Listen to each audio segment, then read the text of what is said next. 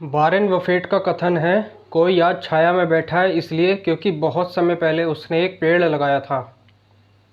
इससे हमें दो बातें जानने को मिलती हैं। पहली ये कि आपको पेड़ हमेशा लगाते रहने चाहिए। पेड़ हमें फ़ायदा देते हैं और प्रकृति के रक्षक होते हैं, और हम और आपके जीवन में आपके जीवन में, हमारे और आपके जीवन में पेड़ों का बहुत बड़ा महत्व है, बहुत बड़ा योगदान है। हम जो बेसिक आवश्यकताएं हैं वो हमारी पेड़ों से पूरी होती हैं, और ये जो है प्रकृति के द्योतक होते हैं, ठीक है। और दूसरी बात ये कि आप जो भी लक्ष्य प्राप्त करना चाहते हैं वो उसकी जो है शुरुआत आज से करनी चाहिए। अगर आपको भविष्य अच्छा करना है तो आज से शुरुआत कीजिए, यानी कि आज आप जो है नींव डालिए किसी भी चीज़ की, तो एक लंबे समय के बाद आपको वो प्राप्त होगी, ठीक है। नमस्कार, स्वागत करता हूँ आपके अपने YouTube channel target with Mayank Bishnoi में। और अभी हमारी जो चर्चा रहने वाली है वो भारतीय संविधान की प्रस्तावना। हाँ जी हाँ, पॉलिटिक्स का खंड शुरू हो रहा है। पिछले वीडियो में मैंने चर्चा की थी कि किस प्रकार जो है हमारा संविधान कार्य करता है, हमारा संविधान क्या है, लोकतंत्र के क्या मूल्य हैं, लोकतंत्र कैसे कार्य करता है और लोकतंत्र की अवधारणा क्या है, उस पर हमने बात की थी। तो अभी हमारी जो चर्चा रहने वाली है वो भारतीय संविधान की प्रस्तावना। देखिए, भारतीय संविधान की प्रस्तावना को मैं आपको बता दूं कि यह संविधान के दर्शन का आधार है। संविधान के दर्शन का आधार इस मायने में कि हमें यह बताता है कि संविधान में हमें जिन मूल्यों, जिन तत्वों, जिन आवश्यकताओं की पूर्ति करनी है, कौन से ऐसे सामाजिक लक्ष्य हैं, राजनीतिक लक्ष्य हैं, आर्थिक लक्ष्य हैं जिनको हमें प्राप्त करना है, और किस प्रकार से हम जो है अपने जो है संविधान के दर्शन को देखते हैं। हमारा संविधान किन किन चीज़ों के बारे में हमें बताता है, उन लक्ष्यों को कैसे पता चलेगा, वो बताएगा हमें भारतीय संविधान की प्रस्तावना। जब हम भारत की बात करते हैं तो भारत यानी कि भारत विविधताओं से भरा हुआ राष्ट्र और प्राचीन सभ्यताओं से जो है बना हुआ राष्ट्र रहा है, और यहाँ पर अनेकों लोगों का शासन रहा है और ऐतिहासिक पृष्ठभूमि वाला राष्ट्र रहा है हमारा। तो ऐसे में विभिन्न लोगों का शासन रहा, विदेशियों का भी शासन रहा, लेकिन उसके साथ साथ हमारे संविधान के निर्माण की जो नींव रखी गई वो हमारे संविधान निर्माता, क्योंकि उन्होंने अपने आप में कोई बहुत सारी चीज़ों को झेला था, बहुत सारी चीज़ों से जो है जानते थे, बहुत सारी चीज़ों के बारे में। तो उन्होंने इस चीज़ के बारे में हमें बताया कि जो है आने वाला भविष्य होगा भारत का, वो भारतीय लोग किस तरह से कार्य करेंगे, भारतीय लोगों को कौन सी आवश्यकताएं जो है चाहिए होंगी। तो उनके लिए उन्होंने भारतीय संविधान का निर्माण किया। भारतीय संविधान के निर्माण करने के लिए उन्होंने एक प्रस्तावना भी डाली, यानी कि जैसे आप प्रस्तावना इस तरह से समझ सकते हैं, जैसे कि कोई आप जो है कार्य करने वाले हैं तो उसका एक दायरा बनाते हैं, आप उसका एक अनुमान लगाते हैं कि इस समय पे ये कार्य हो जाएगा, या और उस कार्य को एक अपना नाम देंगे आप। यानी कि अगर आपको कोई ट्रिप पे जाना है, ठीक है, तो एक उसका अनुमान लगाएंगे, आप बजट लगाएंगे कि और वहाँ की दशाएं जानने की कोशिश करेंगे। तो वहाँ पे जो भी कुछ होगा आप जाने की कोशिश करेंगे, तो वहाँ पे एक दायरा होगा, ठीक है। आपको उस जो है अनुमान लगाना होगा उस चीज़ के बारे में। तो यहाँ पर ये चीज़ क्लियर हो जाती है कि यह प्रस्तावना हमें बताती है कि संविधान में हमें किन चीज़ों के बारे में जानना है, ठीक है। तो शुरू करते हैं भारतीय संविधान की प्रस्तावना, ठीक है। हम भारत के लोग, ठीक है, यहाँ आपको बता दें, हम भारत के लोग भारत को संपूर्ण प्रभु संपन्न, समाजवादी, पंथनिरपेक्ष, लोकतंत्रात्मक गणराज्य बनाने के लिए तथा उसके समस्त नागरिकों को सामाजिक, आर्थिक, राजनीतिक न्याय, विचार, अभिव्यक्ति, विश्वास, धर्म और उपासना की स्वतंत्रता, प्रतिष्ठा और अवसर की समता प्राप्त कराने के लिए तथा उन सब में व्यक्ति की गरिमा, राष्ट्र की एकता और अखंडता सुनिश्चित करने वाली बंधुता बढ़ाने के लिए अपनी इस संविधान सभा को आज दिनांक 26 नवंबर 1949 को एतद द्वारा अंगीकृत, अधिनियमित और आत्मार्पित करते हैं, ठीक है। देखिए, इस प्रस्तावना में कई चीज़ों के बारे में हमें पता चला और कई चीज़ों के बारे में हम डिस्कस करें तो देखें, हम भारत के लोग यानी कि हम और आप मिलकर देश के जो है राष्ट्र के निर्माण में योगदान दे रहे हैं, और राष्ट्र के जो है आवश्यकताओं की पूर्ति में हमारा और आपका योगदान है, ठीक है। हम भारत के लोग यानी कि शक्ति का स्रोत क्या है, हम और भारत के लोग, यानी कि हम भारत के लोग शक्ति का स्रोत हैं। यानी कि हमारे ऊपर किसका शासन होगा, हमारे भविष्य को कौन तय करेगा, हमारे लिए कौन नीतियाँ कार्यक्रम जो बनाएगा लागू करेगा, तो उसका स्रोत कहाँ से होगा, ठीक है। कौन सी ऐसी शक्ति है जो है एक शासन प्रणाली को बताएगी कि आपको जो है शासन करना है, वो कैसे पता चलेगा, वो बताएंगे हम भारत के लोग। यानी कि देश के अंदर एक एक व्यक्ति का जो है योगदान होगा, तब एक सशक्त राष्ट्र का निर्माण होगा, ठीक है। तो हमको बता रहा है हम भारत के लोग, ठीक है। आगे देखें, भारत को संपूर्ण प्रभुत्व संपन्न, ठीक है। तो संपूर्ण प्रभु संपन्न एक बहुत बड़ा शब्द है, ठीक है। इसके गहराई में जाने की कोशिश कीजिए, ये जानने का प्रयास कीजिए कि संपूर्ण प्रभु संपन्न, संपूर्ण आ रहा मतलब हम अपने आंतरिक और बाह्य फैसले लेने के लिए स्वतंत्र हैं, हमारे ऊपर कोई भी बाहरी हस्तक्षेप का अभाव है, अर्थात कोई भी विदेशी शक्ति, कोई भी किसी भी प्रकार की शक्ति हम पर शासन नहीं करती है, हमें दबाव नहीं डाल सकते कि आप हमारे बनाए नियम मानो, हमारे बनाए कानून मानो। तो हमको बता रहा है संपूर्ण प्रभु संपन्न, ठीक है। संपूर्ण प्रभु संपन्न यानी कि हमारे ऊपर हमारा शासन है, अर्थात हम किसी के दबाव में कोई भी फैसला नहीं लेते हैं। तो बाहरी जो है फैसले के हस्तक्षेप का अभाव है, वो बता रहा है संपूर्ण प्रभु संपन्न। समाजवादी पंथ निरपेक्ष, देखिए समाजवादी एक व्यापक विचारधारा है। इसमें समाजवादी होने से तात्पर्य ये है कि समाज में संसाधनों का समान बंटवारा हो, ठीक है, उसे कहेंगे हम समाजवादी, ठीक है। समाजवादी होने से तात्पर्य संसाधनों का समाज में समान बंटवारा, ठीक है। हमारे संविधान के जो है समानता के अधिकार में भी दिया गया है कि सबको समान अधिकार होगा, तो उसको बता रहा है समाजवादी, ठीक है। समाजवादी मतलब समाज की ओर जो है नीतियाँ कार्यक्रम लागू हों, समाज की ओर जाएं, यानी कि समाज को जो है पता चले कि समाज में जो संसाधन है सभी को समान बंटवारा हो, ठीक है। जैसे उदाहरण के तौर पर देखिए, जो जल है, ठीक है, टंकी लगी होती है कहीं पर भी, तो उसका जो है जल का जो है समान बंटवारा हो रहा है, ठीक है, वो सार्वजनिक संसाधन है। कहीं पर किसी प्रकार की जो है सरकार की योजना है, तो सरकार की योजना में क्या होगा कि लोगों को जो है किसी भी प्रकार का जो है कोई लाभ दिया जा रहा है, आर्थिक लाभ दिया जा रहा है, तो उसमें समान होगा, वो समान होगा, ठीक है। समाजवादी में समान होगा, ठीक है। तो समाजवादी एक व्यापक शब्द है और इसमें जो है दो विचारधाराएं हमारे सामने निकल कर आती हैं, एक है मार्क्सवादी विचारधारा, एक है आपकी गांधीवादी विचारधारा।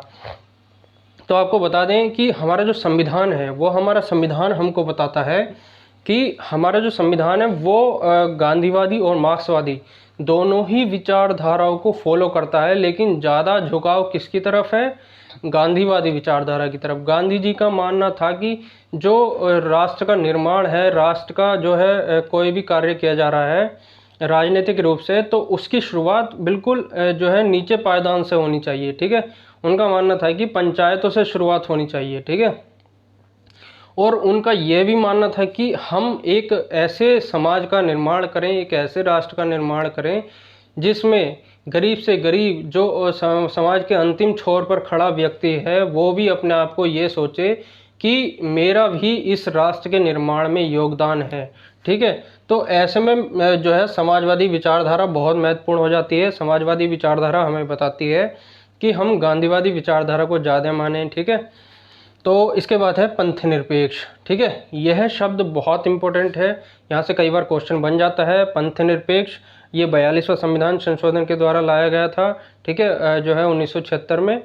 तो यहाँ पर ये जरूरी हो जाता है पंथ निरपेक्ष शब्द को जानना, यानी कि जो कोई भी राज्य है, राज्य की अवधारणा अगर आपने नहीं पता आपको, तो आप इससे पिछली वीडियो में जाके देखिए, जो लोकतंत्र वाली वीडियो है उसमें जाके देखिए, आपको बताया मैंने कि जो राज्य की अवधारणा है वो किस प्रकार से कार्य करती है। राज्य की अवधारणा में समस्त जो है राजनीतिक शक्तियों का समावेश और समस्त संवैधानिक संस्थाओं का समावेश होता है, राज्य की अवधारणा कहलाती है, ठीक है। जिसमें हमारा सबसे इम्पोर्टेंट होता है संप्रभुता, यानी कि हम अपने फैसले लेने के लिए स्वतंत्र हैं, ठीक है।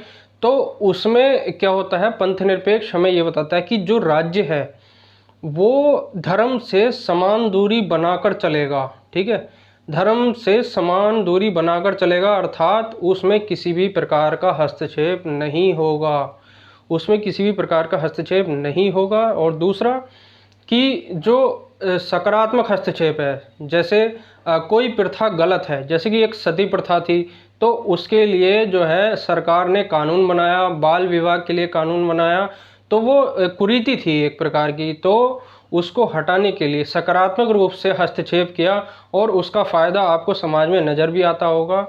तो यहाँ पर हम देखें कि जो पंथ निरपेक्ष है, पंथ निरपेक्ष हमें बताता है कि जो राज्य है, ठीक है, जो राज्य का जो अवधारणा है, जो सरकार है, वो किसी भी रूप में पंथ निरपेक्ष रहेगी, अर्थात राज्य से समान दूरी बनाकर, राज्य समान दूरी बनाकर चलेगा। किससे? धर्म से। हमारा देश चूँकि विविधताओं से भरा हुआ राष्ट्र रहा है और विभिन्न संस्कृति वाले लोग रहते हैं, विभिन्न प्रकार के संप्रदाय समुदाय लोग रहते हैं और विभिन्न भाषाएं बोली जाती हैं, लेकिन उसके बाद भी हम विविधता में एकता का परिचायक हैं। और हम बताते हैं कि उत्तर से लेकर दक्षिण तक, पूर्व से लेकर पश्चिम तक हम जो हैं एकता में बंधे हैं। ठीक है, जैसे कि आपको पता है कि जो हमारी जो नागरिकता है वो एकल नागरिकता है, दोहरी नागरिकता नहीं है।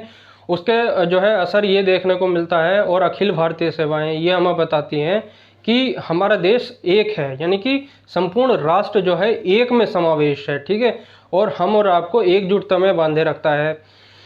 जब आपने देखा होगा कि जब कोई जो है दो भारतीय लोग जो हैं किसी बाहरी देश में मिलते हैं, तो वो बताते हैं कि हम भारत से हैं, तो सामने वाला कहता है कि आप भी भारत से हैं, हम भी भारत से हैं। तो ये इसलिए होता है क्योंकि हमारे आपसी विश्वास हैं, हमारे आपसी भू क्षेत्र साझा करते हैं हम।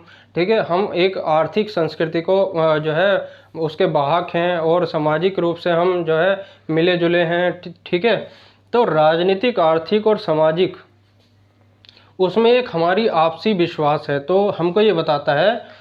तो पंथ निरपेक्ष क्या हो गया, वो हमको बताएगा कि राज्य जो है धर्म से समान दूरी बनाकर चलेगा। ठीक है, अगला देखें, लोकतंत्रात्मक गणराज्य है। ठीक है, लोकतंत्रात्मक गणराज्य, हर व्यक्ति समान है।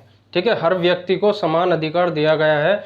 अगर कोई व्यक्ति राष्ट्राध्यक्ष यानी कि राष्ट्रपति के रूप में निर्वाचित होना चाहे, तो कोई व्यक्ति नहीं, कोई नागरिक यानी कि भारतीय नागरिक, जो भारतीय नागरिक है वो अगर राष्ट्राध्यक्ष निर्वाचित होना चाहे तो वो हो सकता है, इसमें कोई बड़ी बात नहीं है।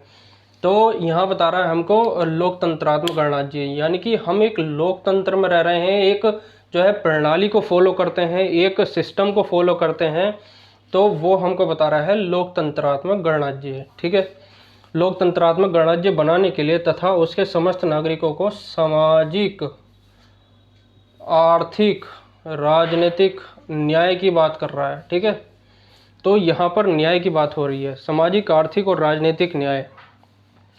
तीन प्रकार के न्याय की बात हो रही है। क्वेश्चन कभी कभी सीधा आ जाता है, कितने प्रकार की न्याय की बात की गई हमारे संविधान में, तो तीन प्रकार के न्याय की बात की गई, सामाजिक, आर्थिक और राजनीतिक न्याय।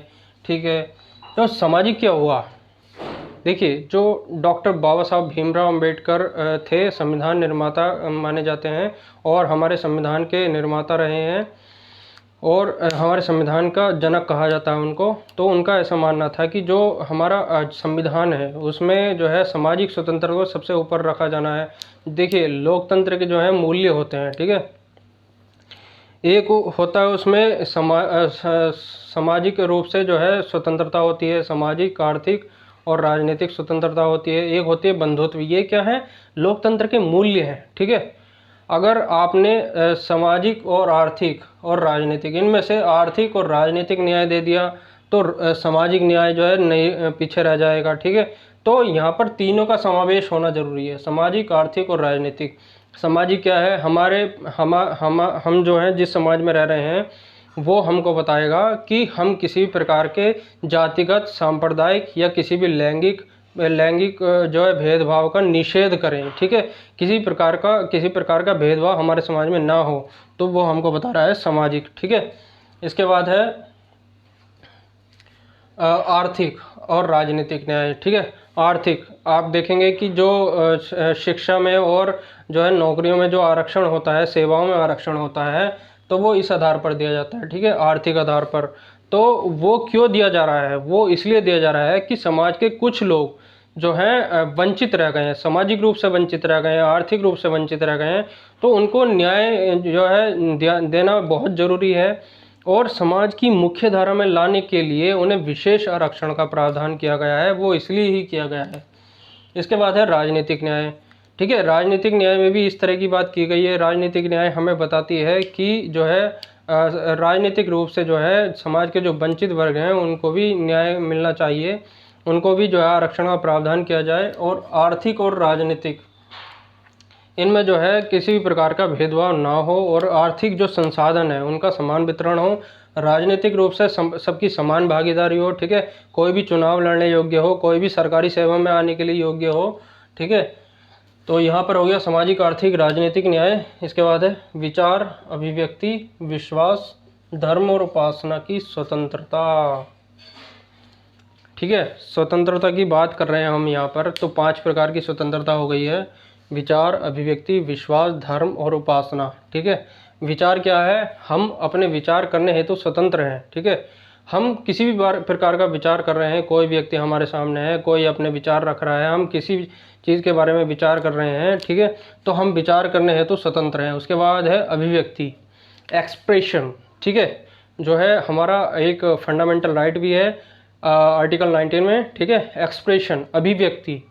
ठीक है, हम अपने दोस्तों के सामने किस प्रकार का अभिव्यक्ति करते हैं, ठीक है, उनसे किस प्रकार वार्तालाप करते हैं, हम अपने घर में हमारी अभिव्यक्ति कैसी है, हम अपने विद्यालय में कैसे अभिव्यक्ति करते हैं, हम सामाजिक रूप से कैसे अभिव्यक्ति करते हैं, हम राजनीतिक रूप से कैसे अभिव्यक्ति करते हैं, तो ये क्या है? एक्सप्रेशन है।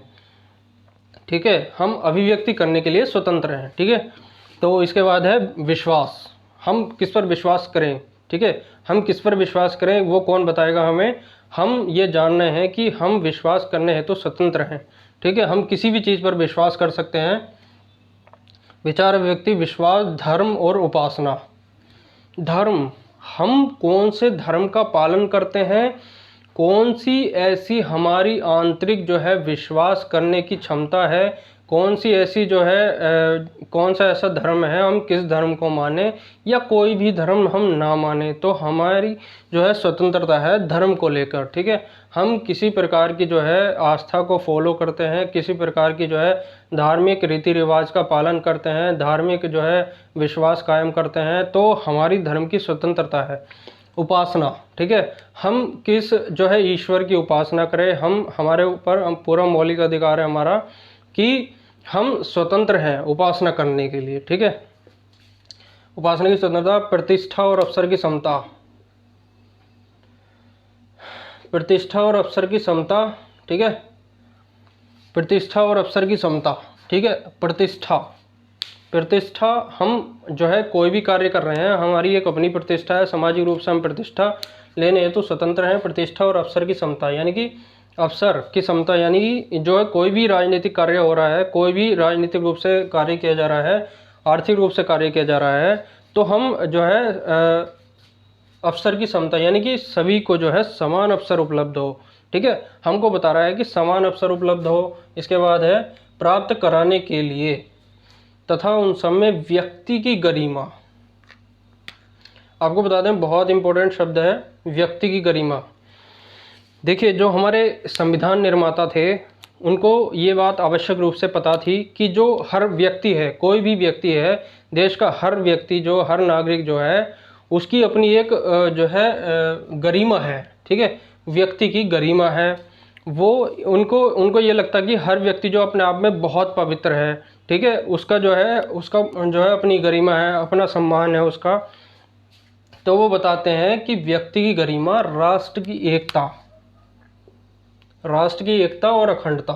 ठीक है, आपको बता दें कि जो ब्रिटिश काल रहा है हमारा, ब्रिटिश काल में जो है हमारे देश में जितने भी समुदाय थे, जितने भी जो है धार्मिक लोग थे, जो उन्होंने जो है धार्मिक सांप्रदायिक जो है दंगों को झेला था उस समय पे, तो हमारा देश जो है एक जो है लंबे इस दौर से गुजरा है। तो उन्होंने क्या करा कि राष्ट्र की एकता, यानी कि हमारे जो राष्ट्र है, यानी कि हमारा जो भू क्षेत्र है, राजनीतिक क्षेत्र है और आर्थिक क्षेत्र है, जहाँ तक भी है और भौगोलिक क्षेत्र है, तो उसमें क्या होगा, राष्ट्र की एकता सर्वोपरि है। यानी कि हम और आप जहाँ पर भी अपने भारतीय लोगों को देखते हैं, भारतीय लोगों से मिलते हैं, तो राष्ट्र की एकता जो है यहाँ दिखाई पड़ती है। ठीक है।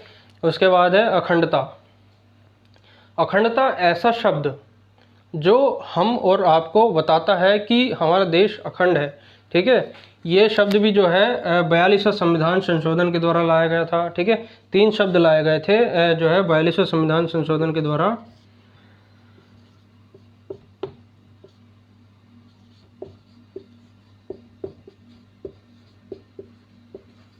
समाजवादी और पंथनिरपेक्ष,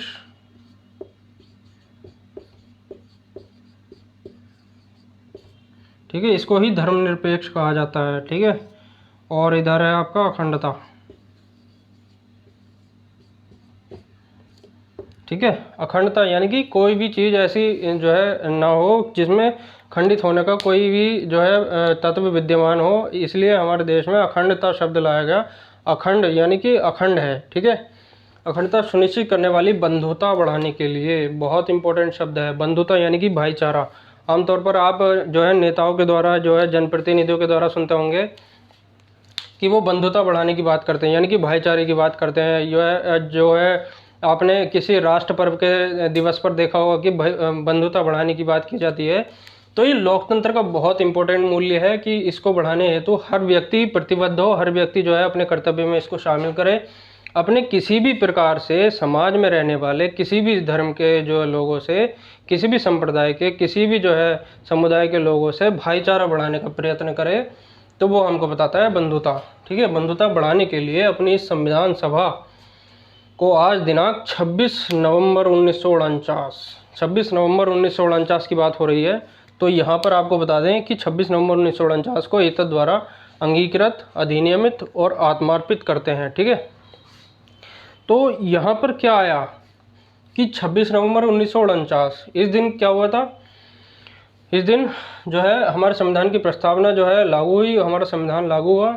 ठीक है। तो यहाँ पर क्वेश्चन बन जाता है, जैसे 26 नवंबर है तो 26 नवंबर क्या है, पूछ लेगा कि किस दिन को संविधान दिवस मनाया जाता है, तो ये उत्तर होगा 26 नवंबर 1949। नोट कर लीजिए, बहुत इंपॉर्टेंट है। 26 नवंबर 1949 को एतद द्वारा अंगीकृत, अधिनियमित और आत्मार्पित करते हैं। ठीक है। तो यहाँ ये हमने देख लिया भारतीय संविधान की प्रस्तावना के बारे में, एक एक शब्द को डिफाइन किया। जैसे कि आपको पता है एग्जाम में क्वेश्चन जो है कहाँ से पूछे जाने की संभावना होती है, तो किस प्रकार से क्वेश्चन पूछता है। देखिए, भारतीय संविधान की प्रस्तावना संविधान का भाग है या नहीं, इसे अगले वाले पार्ट में हम चर्चा करेंगे। तो यहाँ पर हम देखते हैं कि 3 प्रकार के न्याय की बात कर रहा है। ठीक है। समाजवादी, पंथनिरपेक्ष और लोकतंत्रात्मक गणराज्य। ठीक है। जो है 3 प्रकार के न्याय ये हो गए, सामाजिक, आर्थिक और राजनीतिक न्याय। ठीक है। शक्ति का स्रोत क्या है, हम भारत के लोग। ठीक है। इसकी प्रकृति कैसी है, संपूर्ण प्रभु संपन्न, समाजवादी, पंथनिरपेक्ष और लोकतंत्रात्मक गणराज्य के लिए। ठीक है।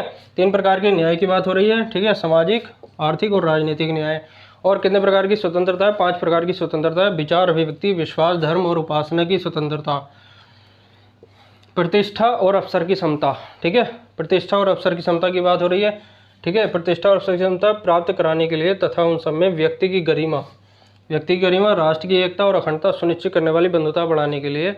और जो है 26 नवंबर 1949 क्या है, ये संविधान दिवस है। ठीक है। 26 नवंबर को क्या मनाया जाता है, संविधान दिवस। ठीक है। तो आज के लिए हम इतना ही रखते हैं।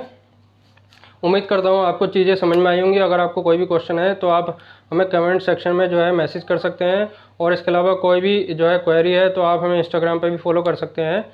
ठीक है। तो मिलते हैं अगले वीडियो में। तब तक के लिए अपने आप को स्वस्थ रखें और अपनी तैयारी को धार देते रहें। और आपको कोई भी क्वेश्चन है तो आप हमसे मिल सकते हैं। ठीक है। अगर वीडियो अच्छा लगे तो लाइक करना। ठीक है। मिलते हैं अगले वीडियो में, तब तक के लिए धन्यवाद।